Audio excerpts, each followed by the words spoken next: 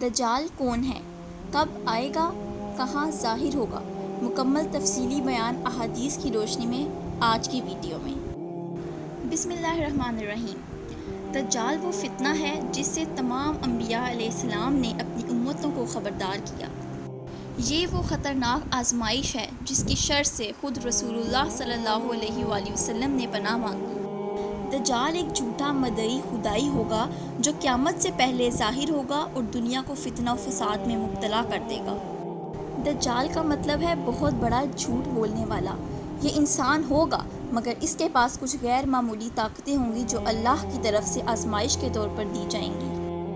رسول اللہ صلی اللہ علیہ وآلہ وسلم نے دجال کے حلیے کے بارے میں فرمایا، وہ ایک نوجوان ہوگا گندمی رنگت کا، جٹاؤں والے بال اور اس کی ایک آنکھ پھوٹی ہوئی ہوگی۔ ایک اور حدیث میں فرمایا، تم میں سے جو اسے پائے وہ سورہ کہف کی ابتدائی آیات پڑھے۔ دجال کہاں سے نکلے گا؟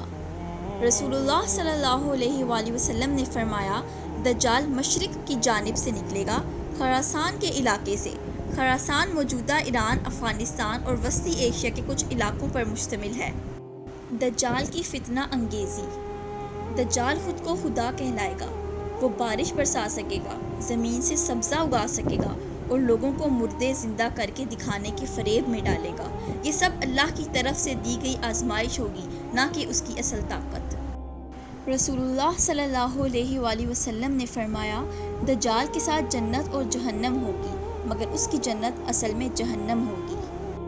دجال کا سفر اور فریب۔ دجال پوری دنیا کا سفر کرے گا سوائے مکہ اور مدینہ کے۔ ان دو مقدس شہروں کے دروازوں پر فرشتے موجود ہوں گے جو اسے داخل نہ ہونے دیں گے۔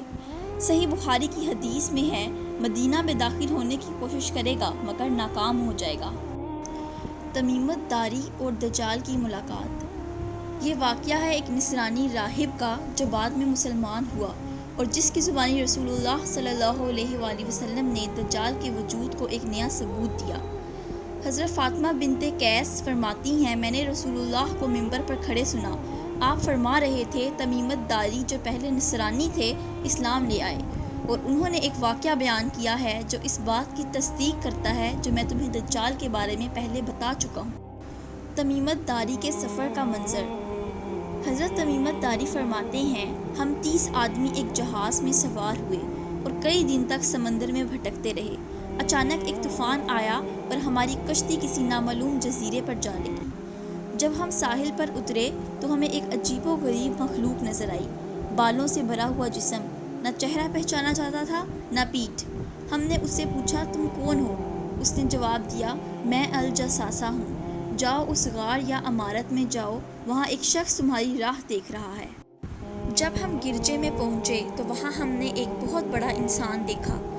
اس کے ہاتھ اور پاؤں زنجیروں میں بندھے ہوئے تھے اور وہ اتنا طاقتور نظر آتا تھا کہ اس سے نگاہیں چرانا مشکل تھا۔ اس نے ہم سے پوچھا، تم کون ہو؟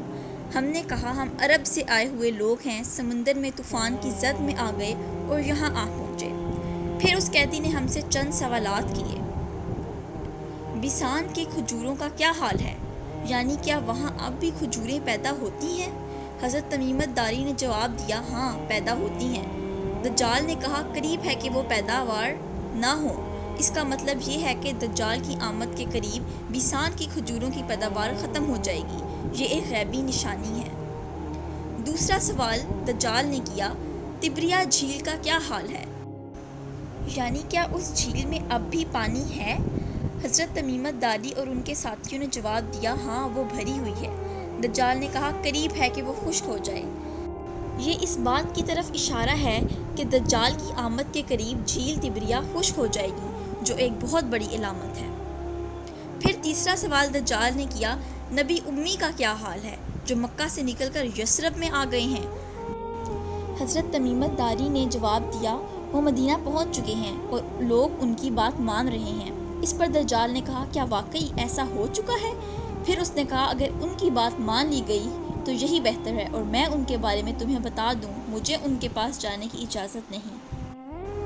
ہم نے جب اسے ہر سوال کا جواب دیا تو اس شخص نے کہا، میں دجال ہوں، مجھے اجازت نہیں دی گئی کہ میں ابھی باہر نکلوں، مگر جب اللہ اجازت دے گا تو میں زمین کے ہر حصے میں 40 دن میں پہنچ جاؤں گا سوائے مکہ اور مدینہ کے۔ دجال کا خاتمہ۔ دجال کا خاتمہ حضرت عیسیٰ ابن مریم کے ہاتھوں ہوگا جب وہ آسمان سے دمشق کے مشرقی مینار کے قریب نازل ہوں گے۔ حدیث میں آتا ہے کہ عیسیٰ ابن مریم دجال کو باب لد پر قتل کریں گے۔ یہ تھا وہ سچا واقعہ جو حضرت تمیمت داری نے اپنی آنکھوں سے دیکھا۔ دجال کا فتنہ انسانیت کے لیے سب سے بڑا اور سب سے خطرناک فتنہ ہوگا۔ یہ فتنہ عقل، ایمان اور بصیرت کا امتحان ہوگا۔ اس سے صرف وہی بچے گا جس کا دل ایمان سے روشن، علم سے مضبوط اور عمل سے پاک ہوگا۔ This world is not a place of comfort but a place of test. The greatest trial is yet to come, the trial of Dajjal.